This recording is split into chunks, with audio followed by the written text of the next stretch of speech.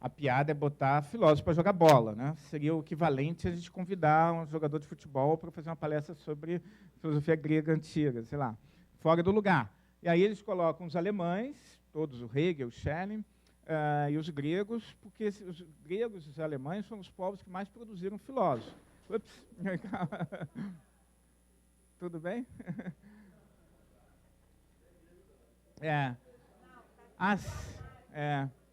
Ele achou que fosse um armário.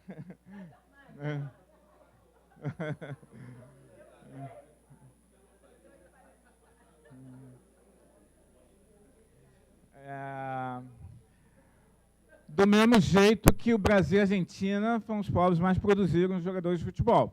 E aí começa um monte de piada sutil. Eles dizem que tem uma surpresa no time alemão. Quem é a surpresa? Beckenbauer. Por que é uma surpresa o Beckenbauer está no time dos alemães?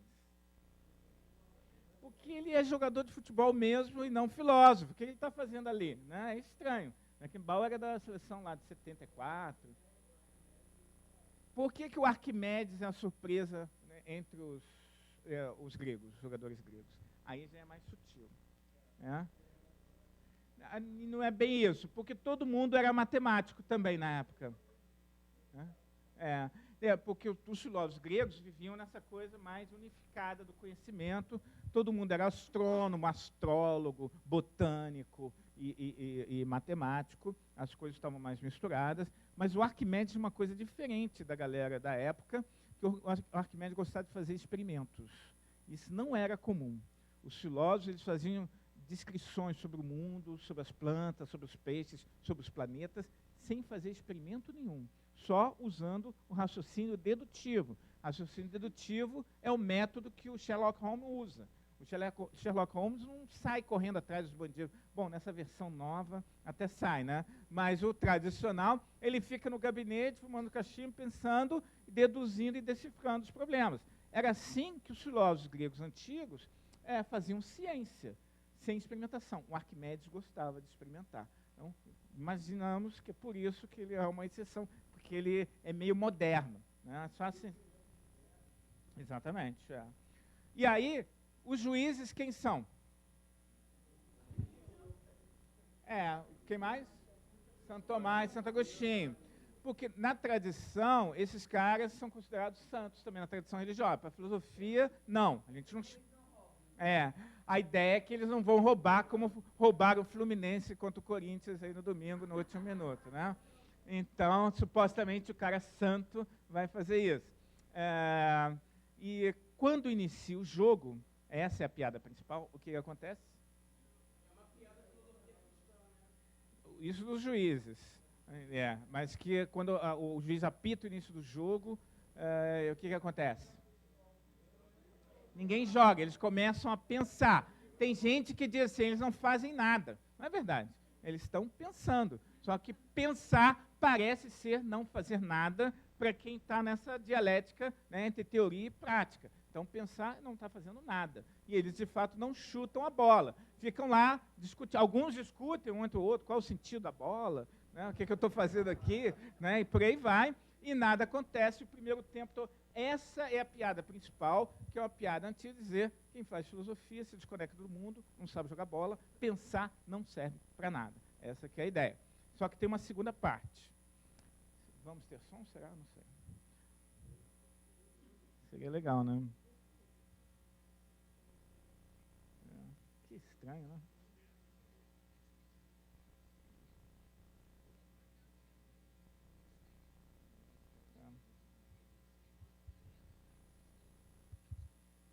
Funcionou, né?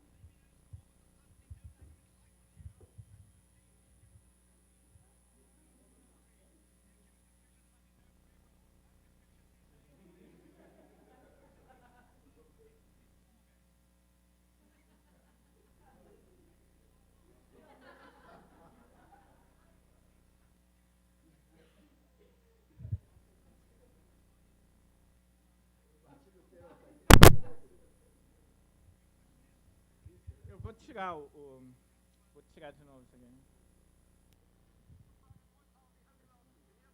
Let's see if he can put some life into this German attack. Evidently.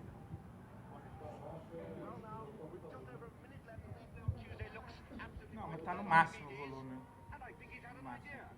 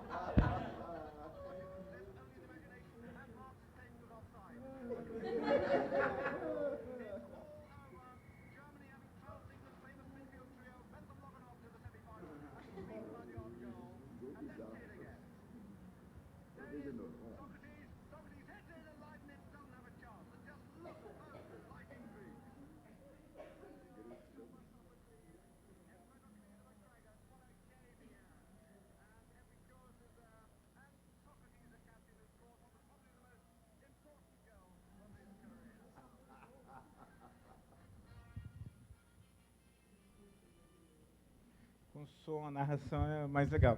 Mas, enfim, pegaram a ideia, eles fazem muitas piadas. Com Nietzsche, que leva cartão amarelo. Por que o Nietzsche leva cartão? Qual é a fama que o Nietzsche tem? Hã? É, uma filosofia marteladas, ele dizia, né? O cara que diz que Deus está morto, que tem vários livros questionando tudo que a gente considera verdadeiro, belo e certo, o anticristo e por aí vai. É um filósofo da contestação, levou cartão por estar questionando a autoridade do juiz. Depois tem uma piada com Marx, olha só, eles chamam Marx esperando que a entrada do Marx vá mudar o andamento do jogo. Marx se aquece, entra no jogo, o que acontece? Nada muda. Isso é uma grande sacanagem, vamos usar o termo, porque quando Marx surgiu, no Manifesto Comunista, ele tem uma das teses lá até agora a filosofia só está interpretando o mundo, está na hora de mudar o mundo, está na hora de transformar o mundo. Marx surgiu com essa força. Quando eles colocam Marx esperando que haja uma mudança e dizem que com ele nada mudou, eles estão fazendo uma crítica bem sutil, mas dura contra o marxismo. De qualquer forma, continua o jogo, e aí o cara que faz experimentações, que é o cara da ciência moderna, tem a ideia, chuta a bola, os gregos vão se organizando, os alemães só ficam pensando e conseguem fazer o gol, detalhe, gol de cabeça. Isso deve ter alguma importância, eu não sei qual é. Um detalhe. Tudo é muito estudado nesse vídeo. De qualquer maneira, os alemães só ficam questionando que aquilo só foi da imaginação do juiz, não foi real. É uma grande piada com filósofos, e a ideia é essa, de que... não aparece, mas é uma cena do filme Monty Python, que é esse grupo de humor, é um filme chamado Monty Python ao vivo na Concha de Hollywood. É um filme com vários esquetes e cenas rápidas. Tem DVD, tem para baixar pela internet, esse trecho está no YouTube. Tem outros trechos também, sempre baseado na mesma ideia. O filósofo é um cara que pensa muito, mas não está conectado com a vida cotidiana, não age. É só essa teoria que não leva a nada. Então, tem um outro esquete do filme que mostra o Marx respondendo perguntas, tipo show do milhão. Cada pergunta você ganha um prêmio. Aí, a pergunta é sobre a própria obra dele. Aí pergunta, você, como é que é no materialismo histórico? Marx acerta, ganha uma geladeira. Segunda pergunta, ganha um jogo de sofá. Terceira pergunta, uma TV, último tipo. Aí, na pergunta do milhão, a pergunta era quem ganhou a última Copa do Mundo de futebol. E ele não sabe, e ele perde 1 milhão. Né? E fica um cara assim, de que ele está falando? Nem sei o que é Copa do Mundo. E aí, de novo, a mesma piada. Pensa demais, muito inteligente, desconectado da vida. Isso é uma desqualificação do pensamento baseado nessa ideologia da separação. A ideia da filosofia pop é quebrar um pouco com isso e mostrar que tem uma ação do pensamento, existe uma conexão muito forte entre a vida cotidiana e a filosofia. Às vezes isso não fica tão visível, mas é possível expor. Eu sempre... Pode.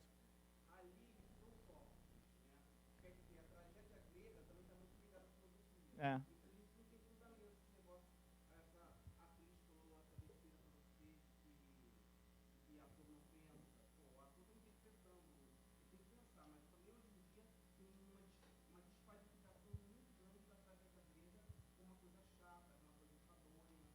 Então, quer dizer que tem dos dois lados. Tá? Eu também participei de um grupo de estudos com a galera de dança, que comecei a trabalhar, que era um grupo de estudos com a Silvia Soter, que é só o pessoal de dança e eu tentando ler textos sobre a questão do corpo. Aí a gente convidou um famoso historiador da arte, que eu não vou dizer o nome, porque eu não bebi, que fez uma fala muito legal sobre Kant e a história da arte. E aí eu estava lá no meio e eu não entendi uma coisa que ele falou. Você pode só repetir essa parte aí que eu não entendi, e cometi o erro de não me identificar. E ele olhou assim para mim e falou assim, você é de dança, né? Você é dançarina, se preocupa com isso de filosofia, pensamento Kant, não, vai dançar, vai mexer o corpo, esquece esse negócio de pensamento, isso só vai atrapalhar o que você faz. O mesmo preconceito, só que do lado oposto. E eu fiquei muito chocado, porque eu falei, ele não sabia que eu era filósofo, ele pensou que era um dançarino, mas eu pensei, pô, a galera aqui ninguém vai reclamar que eles estão atacando vocês, estão dizendo que vocês não precisam pensar. Então, o preconceito pode aparecer dos dois lados, tanto da galera da teoria quanto da galera da prática. É um embate que a gente precisa tentar escapar. E o que é mais chocante é que essa piada aí é uma piada antiga. Ela só foi remixada, como tudo que a gente faz na cultura, que é a piada que gira em torno do primeiro filósofo. A gente tem notícia, que é o Tales, de Mileto. Supostamente, o primeiro, deve ter tido antes. Eu tenho um colega, não sei se vocês conhecem, uma boa pessoa que se chamava Quebradas, Renato Nogueira, da Rural, já esteve aqui, não? Que trabalha sobre o pensamento africano, e questiona muito isso, de dizer que o começo foi na Grécia, né? Tem a ideia de que já rolava no Egito. De qualquer maneira, o que a gente supõe que seria na Grécia, e a primeira história, que a gente sabe duas coisas sobre o primeiro filósofo, Tales. Uma, que ele dizia que o princípio da realidade é a água. Sobre isso a gente podia dar um semestre discutir, isso não é o nosso tema. A outra coisa, você quer falar? Bom. A outra coisa é que a gente escuta, aqui ele levantou o braço assim, que a gente escuta que o Tales estava caminhando na rua pensando, e aí caiu no buraco. E as pessoas riram e disseram, isso que dá ficar fazendo filosofia. Você acaba não percebendo, olhando para o seu caminho, e você cai. Essa piada que surgiu com o primeiro filósofo é a mesma que está sendo feita aqui. O filósofo não presta atenção, não olha para a bola, fica ali pensando, está desconectado do mundo. Eu fico imaginando o que os filósofos poderiam responder a essa crítica. Eu também acho o que o Tales diria se ele pudesse reaparecer. E eu acho que quem fez isso bem foi uma filósofa que eu estudo muito a obra dela, que é a Mafalda, dos quadrinhos. Tem uma tira em quadrinhos dela que eu acho genial, que ela diz assim, ela está caminhando na rua e tem uns operários fazendo um buraco com uma britadeira e tudo mais. Ela chega e pergunta para eles, o que vocês estão fazendo aí? Vocês estão procurando as raízes da cultura nacional? Aí os operários olham assim para ela e dizem, não, a gente está consertando um vazamento, um cano que quebrou. Aí ela olha com aquela cara dela desenfesada e diz, esses adultos estão sempre preocupados com o que é urgente, nunca com o que é importante. Isso é muito legal. Isso é uma resposta de filósofo. E a ideia é que, de vez em quando, você tem que conseguir não só olhar para os buracos na rua, ou não olhar só para a bola no campo. Tem coisas que são mais importantes do que isso que está na vida cotidiana. Mas está conectado com a vida cotidiana. O problema é que a filosofia meio que exagerou, né? De fato, só ficou olhando para as estrelas e esqueceu.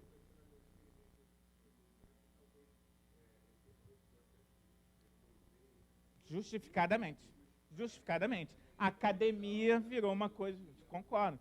Mas isso é, não dos filósofos, na minha opinião, mas das instituições que reproduzem a filosofia. Porque os filósofos, eles mesmos, eles estão sempre conectados, tentando pensar o tempo, tentando pensar a vida cotidiana da época, tentando fazer relação. Agora, os seus seguidores estavam só querendo fazer comentário disso. Mas eu acho que sim, e principalmente ainda aqui no Brasil. Aqui no Brasil ainda é mais grave essa desconexão, concordo. E aí a ideia...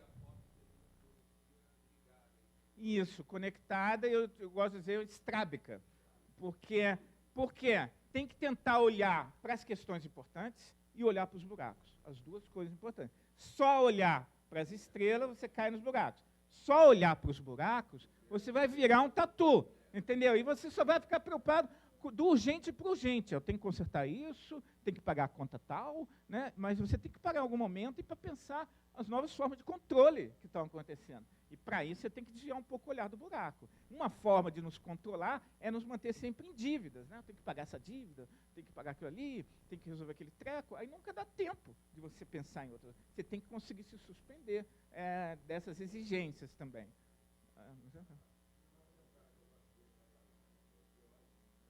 Diógenes, né? Cínico, nesse sentido, de Diógenes. Não, há um pouco nessa coisa de uma atenção, de uma certa insolência em relação às autoridades, eu diria, e o que é supostamente o erudito, o sábio, né? E uma conexão com a vida cotidiana, com a dimensão existencial. Eu acho que, nesse sentido, sim. Né? Aí, para fechar, porque eu já passei totalmente o tempo e só estou na outra introdução, só queria fazer uma observação, a gente pode abrir para um debate mais amplo, que é o seguinte: filosofia não serve mesmo para nada, né? E é nisso o Monty Python tem razão. Em que sentido? No sentido se você está esperando uma solução imediata para os seus problemas, como a gente tem na ciência. Na ciência e na técnica, se você quer ter um problema, como é que eu passo para o outro lado do rio? Aí eu vou buscar caminhos, faço um túnel, construo um barco, uma ponte, um helicóptero. Eu tenho um problema e eu tenho a antecipação de como deve ser a solução desse problema. Na filosofia, a gente não produz essas soluções imediatas. Até o contrário, você tem um problema, eu te arranjo mais problema ainda. Né? E você achava que o problema era só de um jeito, eu te mostro que ele é muito mais complicado do que você imaginava. No meu cartão aqui, eu tenho um escritório de filosofia chamado Philobureau, um escritório de filosofia, e está lá como subtítulo: se você não tem problema nenhum, venha falar comigo, né? Que eu vou arranjar um monte de problemas para vocês. Mas a ideia disso é que é muito importante, de vez em quando, pensar filosoficamente, mesmo que não seja útil imediatamente. A gente tende a desvalorizar o que não é útil imediatamente. Isso é um equívoco da nossa época. Então, um exemplo que eu gosto de dar: imagina que você tivesse aqui uma janela, imagina que a gente estivesse para o outro lado, né? Olhando todo mundo pela janela, aí a praça também está detonada. Mas que a gente visse uma pessoa andando na praça numa direção, a gente pensa, normal, o cara está indo trabalhar, está indo para casa. Agora, imagina que a gente está vendo ali na praça um sujeito andando, e de repente ele para, volta e começa a andar na direção contrária. O que você imagina que aconteceu com esse cara? Esqueceu alguma coisa. Isso é possível, né? Descobriu que, sei lá, estava indo na direção errada, beleza. Agora, imagina que a gente está olhando na praça, vem um sujeito andando, de repente ele para, dá um giro completo e continua andando. O que a gente ia achar desse cara? Por que maluco? Por que maluco? Imagina que o cara não só apenas faz isso, mas ele está andando, ele para e começa a girar ininterruptamente 360 graus. A gente ia chamar quem? A ambulância. Por quê? Porque olha só que curioso, ir numa direção é um movimento corporal que tem sentido e utilidade. Estou indo para algum lugar. Voltar 180 graus também tem utilidade. Estou corrigindo o meu curso. Estava indo lá, descobri que não era para lá, voltei. Girar no mesmo lugar não tem utilidade imediata nenhuma. Não te move para algum lugar. Quando a gente vê alguém fazendo alguma coisa que não tem utilidade, a gente acha que esse cara é doido. É a primeira associação que a gente faz, porque só faz sentido, só é racional, os movimentos que levam a uma utilidade. Fazer filosofia é girar no mesmo lugar, simbolicamente. Não é? Ficar, né, girando, mas simbolicamente girar no mesmo lugar. O que isso quer dizer? Significa dar uma parada de vez em quando, não totalmente, mas de vez em quando, e parar de se preocupar só com a conta para pagar no final do mês, só com a coisa do aluguel, o time que perdeu. Peraí, vamos pensar um pouco qual é o valor de bem, ou de verdadeiro, ou de belo que está rolando aqui? Como é que estão essas novas formas de poder? Né? Sei lá, umas questões mais menos imediatistas. Né? Qual a minha participação nesse processo todo? E aí, você pode voltar a se ocupar das coisas, talvez de um jeito diferente. A ideia é que você precisa fazer isso de vez em quando. O exemplo que eu gosto de dar, que para terminar, e que provavelmente vai ser a única coisa que vocês vão se lembrar da aula, tem a ver com... É verdade, pessoal. Encontro com as pessoas 10 anos depois, e você deu aquele exemplo, nunca esqueci, que é do engarrafamento. Vocês já ficaram alguma vez presos em engarrafamento? Não? Não? Não? Isso é uma coisa tão rara de acontecer. Então, do ponto de vista da filosofia, especialmente da filosofia pop, a ideia é que a gente está preso no engarrafamento, a gente diz isso, liga para o professor, para o patrão, para a namorada, e diz que vai chegar atrasado, que está preso no engarrafamento. Mas na perspectiva de quem fez esse giro simbólico, em 360 graus, que é tentar se ver onde que você está, né? Qual a sua participação nisso, você tem que ligar para o seu patrão, para a sua namorada e dizer, foi mal, vou chegar atrasado, porque eu estou ocupado aqui com uma galera produzindo um engarrafamento. Não sei se vocês percebem uma sutil diferença, porque, em geral, a gente pensa que o engarrafamento são os outros. Né? O seu carro é o único que tem direito de estar lá, né? Os outros só estão te impedindo de se mover. Você é o único que está certo, os outros são só obstáculo. Os outros são engarrafamento, não você. E a gente não percebe que é uma produção coletiva. Lógico, quando cai uma árvore é outra coisa. Mas, em geral, quando é só excesso de carros, você também faz parte disso. Você é... Como que você diz que está preso numa coisa? Você está querendo dizer que você está preso em algo que você não tem nada a ver com aquilo. É algo que é estranho a você. Se você faz o giro 360 graus, você percebe que você não está fazendo sozinho, mas você é corresponsável por isso. Aí a busca de soluções é diferente. É diferente se eu tenho um problema que eu não tenho nada a ver com isso, é só os outros, e outra pessoa, pô, eu faço parte desse problema. Estão entendendo mais ou menos a ideia? Substitua o engarrafamento por realidade, ou realidade brasileira, vamos dizer que a maioria das pessoas acha que estão presos a essa realidade brasileira, que é um problema, que é cheio de... como se não fizesse parte. Entendeu? É uma coprodução. Né? E a gente produz engarrafamentos lindos por aí, né? Todo dia. Né? Obras de arte maravilhosas, não sei o quê. Enquanto a gente não fizer essa reflexão de se dar conta da nossa responsabilidade, nós não vamos, ou vamos procurar soluções que não vão ser eficazes. Então, a utilidade da filosofia é nesse sentido de mudar a nossa perspectiva, ampliar para a gente ver, pô, onde que a gente está, qual é o nosso papel nesse treco. E aí, tentar fazer alguma coisa. O tentar fazer alguma coisa não é filosofia.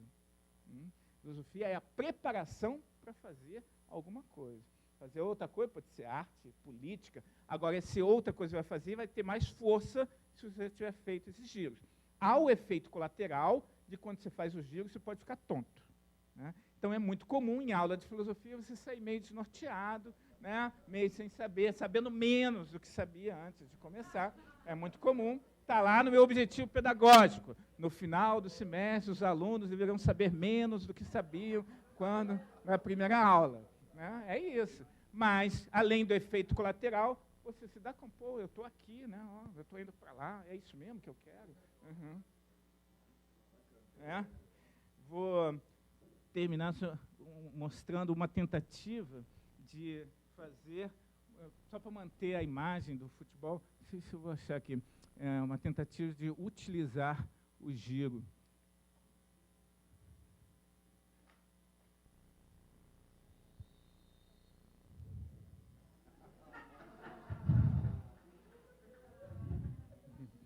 Vai de novo.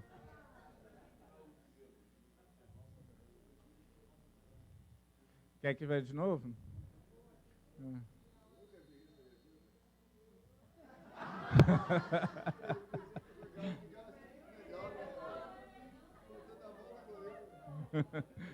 É um grande jogador, na verdade, E ele tentou dar uma utilidade para o giro, que normalmente não tem utilidade alguma, ou seja, de confundir o goleiro. Só que o efeito colateral do giro é que você pode ficar torto. Então, e ele ficou meio perdido, acabou chutando leve e não funcionou.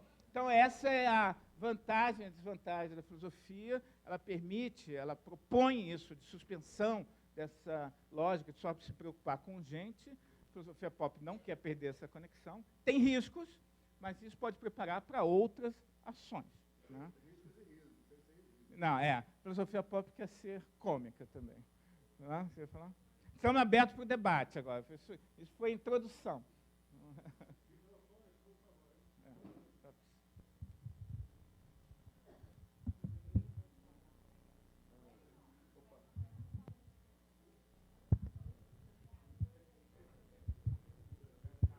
Ô Charles, eu gostaria que você falasse sobre a relação, da filosofia com outras artes, porque às vezes a sensação que eu tenho é que a filosofia é meio que mãe da poesia e do teatro, ou que a poesia e o teatro mama nas tetas da filosofia. Mas às vezes a impressão que dá é que a filosofia apenas usa o teatro e a poesia como conceito para falar de si própria. Então eu queria que você falasse um pouco mais sobre isso. Todas essas formas são possíveis, né?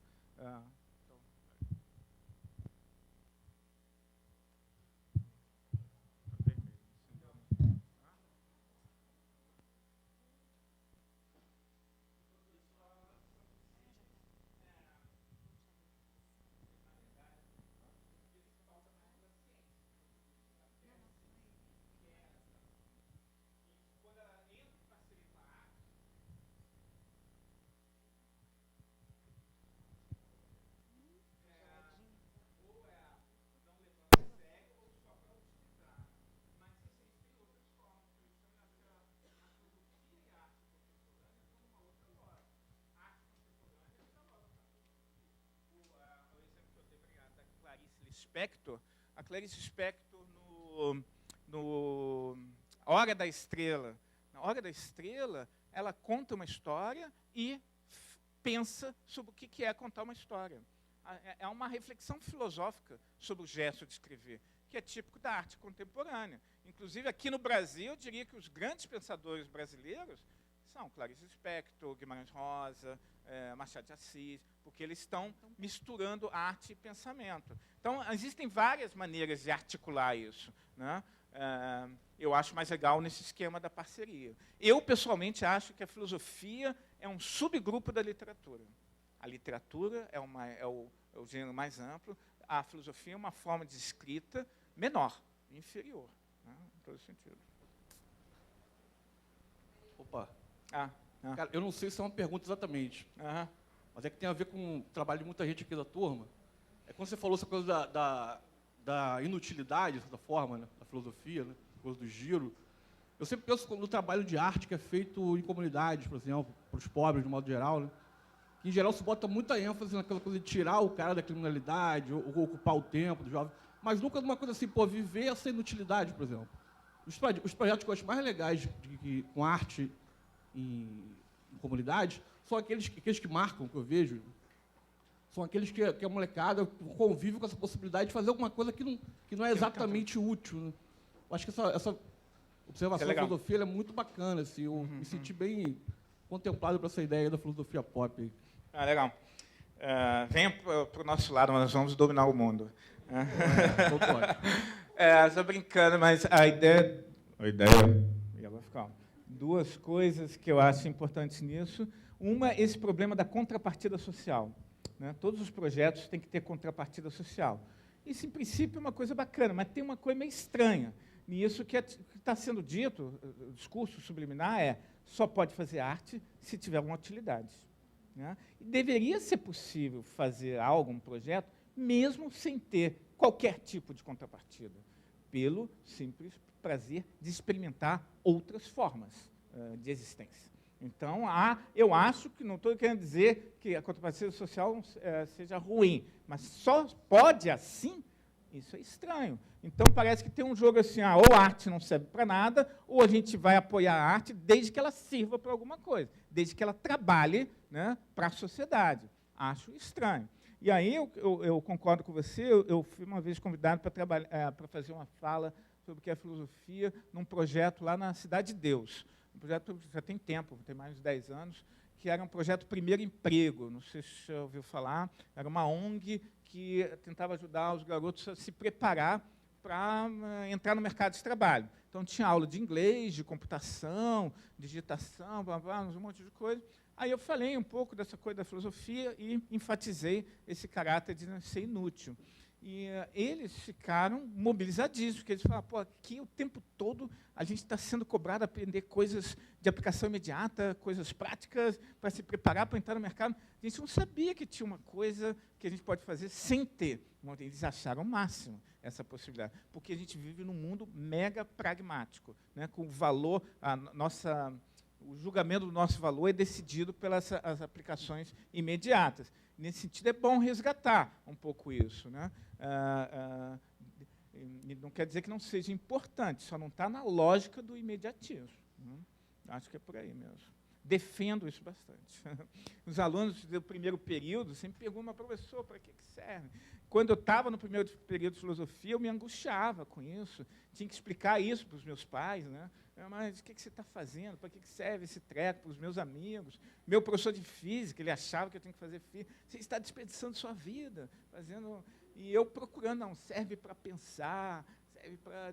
Até o momento que eu descobri, opa, o legal dela é que não está na lógica da utilidade.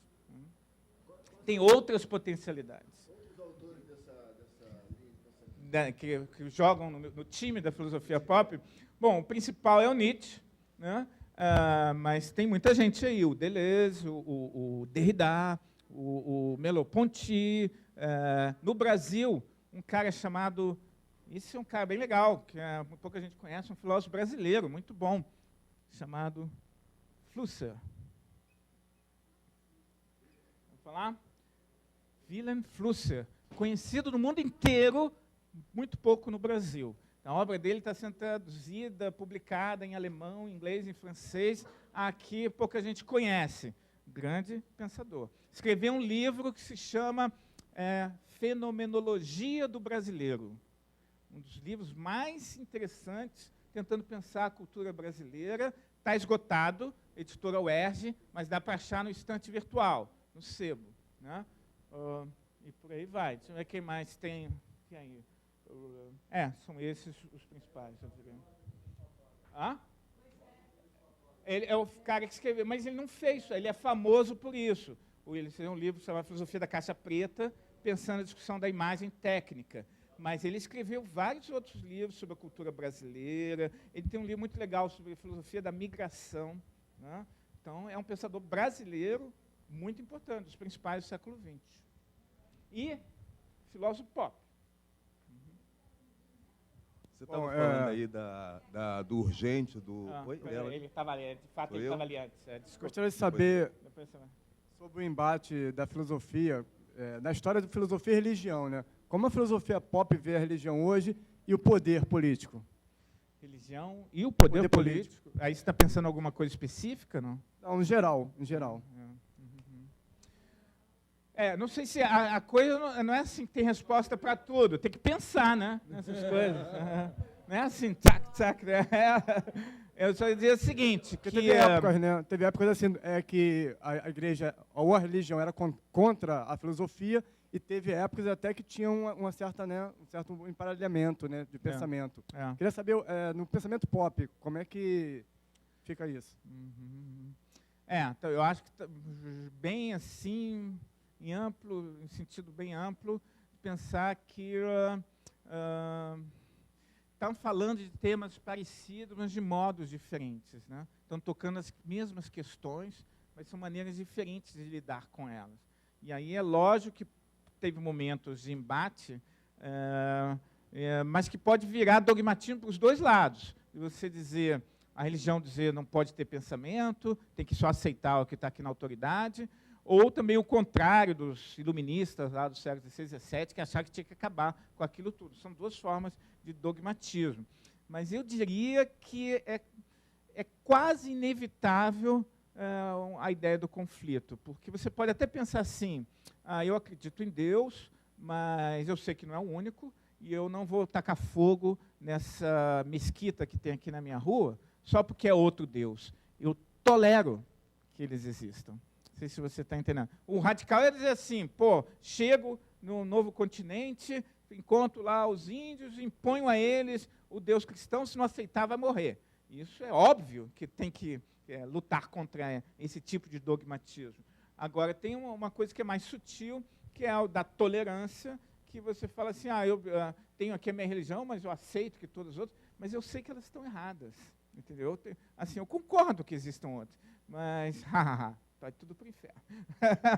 Não é? E aí, tem que, um pouco o papel da filosofia mostrar que isso que parece legal pode virar algo que não é nada legal pode tolher a nossa liberdade. Mas é em função da questão da liberdade do pensamento e não por ser religião ou não. As pessoas têm que decidir o que elas fazem com as questões. O filósofo não tem que impor isso. Então, eu acredito, se você tem que perguntar qual o sentido da vida, né? Religião promete ou dá algumas respostas para isso. Filosofia lida de outra maneira.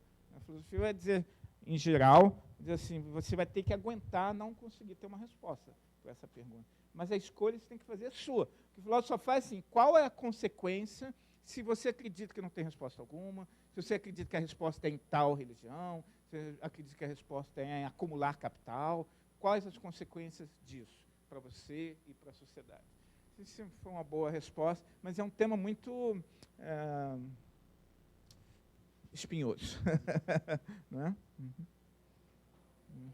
Então, você falando ali da questão do urgente e de importante, aí eu lembrei eu trabalho numa instituição que a gente trabalha com pessoal com transtorno mental.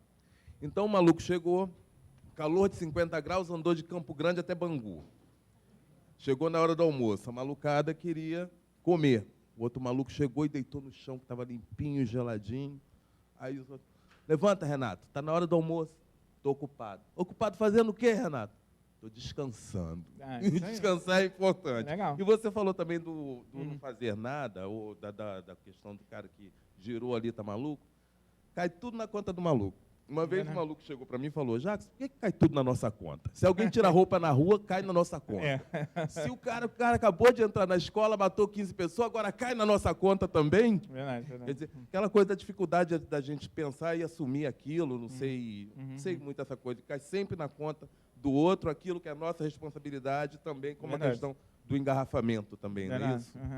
Eu acho bem interessante também, do mesmo jeito que nem todo silêncio é ausência de pensamento, e nem toda paragem é ausência de movimento. Isso é bem importante. Nas artes cênicas, às vezes as pessoas vão ver um espetáculo de dança e eu acho que o cara tem que se mover. Aí eu tenho que ver lá um dançarino parado e falar, eu paguei para ver um cara se mexendo, eu quero meu dinheiro de volta. Mas há intensidade também em ficar parado. Né? Então tem que repensar essas...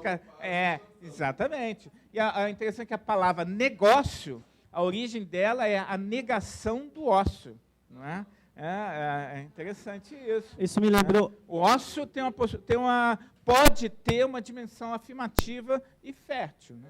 A Sagração da Primavera, que esse ano completa 100 anos, do Igor Stravinsky, tem uma parte do balé que realmente a protagonista fica parada um tempão e ela está totalmente tensa, totalmente na cena, né? Mas o que eu ia perguntar é uma completamente inútil pergunta, mas eu vou fazer. Sobre... Essas são as mais difíceis. Falando em filosofia pop, eu me lembrei da Lady Gaga. Lady Gaga, da Nicki Minaj. Você teria alguma coisa a falar sobre esses ícones da cultura pop, na filosofia pop, se pode ser considerada uma figura filosófica, a Lady Gaga e a Nicki Minaj? A Lady Gaga e... A Nicki Minaj. Ou então só a Lady Gaga? Só assim um exemplo de... Se tem alguma coisa a falar sobre ela. Não conheço. Tem até uma autocrítica que eu faço, que esse livro aqui está cheio de exemplos de história em quadrinhos, música, rock, mas olhando assim, é tudo anos 80, anos 90, né? E eu tinha que fazer uma versão mais atualizada e me conectar, é verdade. mas assim, o pouco que eu ouvi da Lady Gaga, eu gostei e acho que ela é muito esperta. Ela é uma pessoa muito, muito culta e está fazendo também uma mistura de uma tradição da história da arte com essas coisas mais imediatistas. Eu acho que ela está experimentando até no sentido pop 1, de misturar as duas dimensões, pelo pouco que eu vi, né?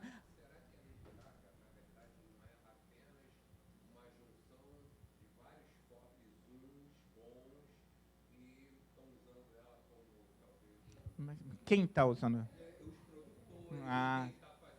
Não sei. Difícil de saber. Mas eu acho que algumas coisas vêm dela. Ela tem uma formação em história da arte. Tá, eu só acho assim, é legal. A gente tem que saber duas coisas que eu acho fundamental para quem está na política, na filosofia e na arte. Primeiro, nada se inventa, tudo se copia. Tá? Isso é a primeira coisa. É bem... O que você inventou? O direito autoral nisso fica complicado, né? A questão da política do direito autoral. Nesse sentido.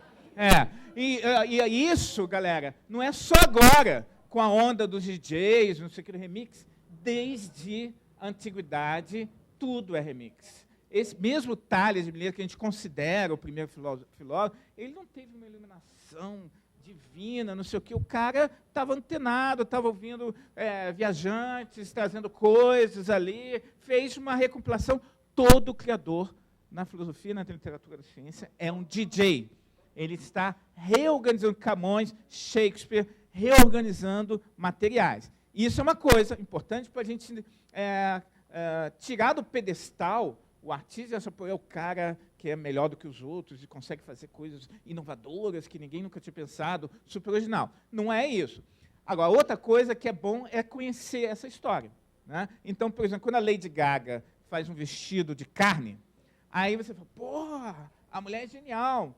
Estava copiando uma performance super antiga em que a outra já tinha feito isso, descobrir de carne. Nada contra, mas é bom você saber conhecer de onde que estão vindo as remixagens. Então, não se deslumbrar tanto com o artista, desmistificar o artista, isso é importante. Isso tem uma coisa positiva, isso quer dizer que a gente pode fazer também.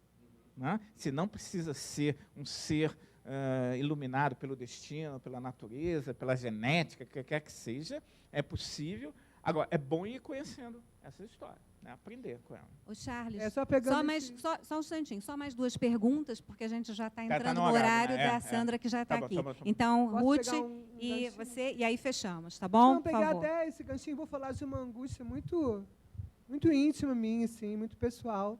É que eu percebo que, tanto nas produções de alta ou de baixa cultura, ou de média, ou seja lá quais forem, né?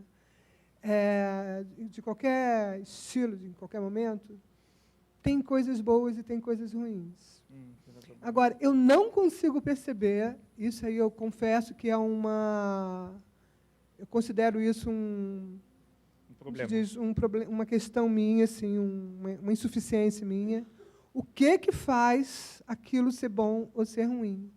Porque tem coisas muito simples, assim, que eu vi uma doida, maluca, meia mendiga do interior de Minas Gerais, falou uma rima que me emocionou e mexeu comigo profundamente. Aquilo foi muito bom. E, às vezes, tem produções filosóficas, canônicas, assim. Eu vou ler um Nietzsche da vida e eu acho aquilo um saco, aquilo não me diz respeito, acho mal escrito, acho ruim, não concordo, sei lá. Então, eu queria que se você pudesse, claro que não, né? Mas que você me desse alguma dicasinha que eu pudesse ler, para mim poder entender o que faz uma produção cultural ser boa ou ser ruim. Porque tem muita coisa ruim, né? E muita coisa boa. Não é porque é funk. Eu tenho um filho que é envolvido no mundo funk, assim. Foi até um pouco difícil para mim. Né? E aí eu fui, né? E aí eu percebi que tem coisas incríveis incríveis, maravilhosas no mundo funk. Inclusive, meu filho, Modéstia Pode, está fazendo um trabalho lindo no mundo funk. Então, assim, não é porque é funk, porque é samba, porque é isso, porque é aquilo. Mas o que é, então? Eu acho o seguinte, pergunta difícil e boa. A única coisa que eu posso fazer é trazer mais problemas para você. Né? Que é o seguinte, o equívoco é achar que tem alguma coisa que seja boa em si. Isso não existe. Alguma coisa que seja propriedade, isso é bom em si mesmo, isso é ruim em si mesmo. Nada, isso é assim, autenticidade, isso sinceridade, nada disso. Sempre uma avaliação, resultado de uma avaliação. O que é avaliar? Avaliar, eu atribuo a algo um peso positivo, negativo, baseados em tais critérios. Eu acho uma boa pergunta descobrir quais são os critérios, no nosso momento atual, que são usados na hora de avaliar com algo sendo bom. Ou fazer a sua pergunta, o que eu uso como critério para avaliar com algo sendo bom. Mas sempre sabendo que esses critérios são móveis, né? Eles são efêmeros, mas tomara que eles mudem. Né? Espero que eles não permaneçam sempre os mesmos. Né? Isso que é a ideia, assim, não é para a gente parar de avaliar. A gente tem que continuar avaliando, mas sabendo que isso não é... consciente dos critérios. E que eles podem ser constantemente requestionados. Reavaliar os próprios critérios, olha que legal. Reavaliar a avaliação. Eu acho isso fundamental. Né? Então, acho que é por aí. Não sei se é suficiente. Quem é?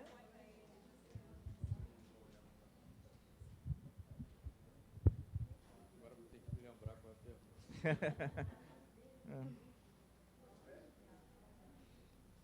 Sim. Não, é que você falou, você escalou um time aí, né? De representantes parceiros, parceiros, né? E eu senti falta nesse time aí de alguns pensadores anarquistas, né? Tipo Bakunin, Proudhon. Eu queria saber por que eles não entraram também nessa parceria. Podiam entrar, né? Se a discussão fosse predominantemente essa questão política, eu acho que eu faria parceria com eles também, né? Como a minha questão é predominantemente a questão da arte, aí eu estou trabalhando mais com essa galera, esses que eu mencionei. Mas eu acho que o anarquismo é um pensamento que é fértil nesse sentido, mas talvez ele precise ser reavaliado também, no sentido de ver o que era naquele contexto, o que pode ser agora. Ele teve ramificações, né? Pois é. Então, eu acho que ele está num processo. Né? E a mesma coisa, atualmente eles estão chamando de anarquista todo mundo que está nas manifestações, e aí há um problema esse, né? Aí vira sinônimo da pessoa que é vândalo. Não, e o anarquismo é um projeto político, não é ausência de projeto, é um projeto político específico, de questionamento de outros tipos de projetos específicos. E isso precisa ser, eu acho que tem que recuperar a força disso. Agora, eu também não acho que o que o Bakunin, o Proudhon tinham falado, pode ser também recuperado na íntegra. Tem que dar uma atualizada nisso. Eu baixei uns livros agora sobre neoanarquismo, que eu não sei o que é ainda, eu vou ler, mas não sei se é só um revisionismo, mas é uma tentativa de atualizar o pensamento anarquista. Entendeu? É interessante isso que você falou, porque tem anarquistas também que são pacifistas, né? São anarcopacifistas, né?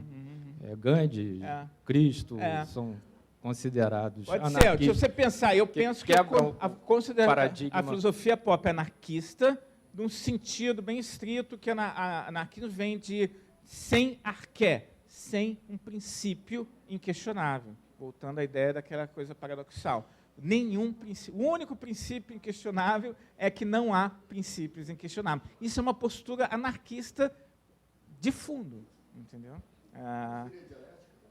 Não, a dialética se resolve na síntese. A diferença entre o pensamento do paradoxo da dialética, que o paradoxo aguenta como é que eu vou dizer? A irresolutibilidade da tensão. A dialética exige que a tensão seja resolvida numa unidade do todo sintética. É bem diferente. Charles, Obrigado. só agradecer, né? Obrigado a vocês. E a gente pensar. Obrigada.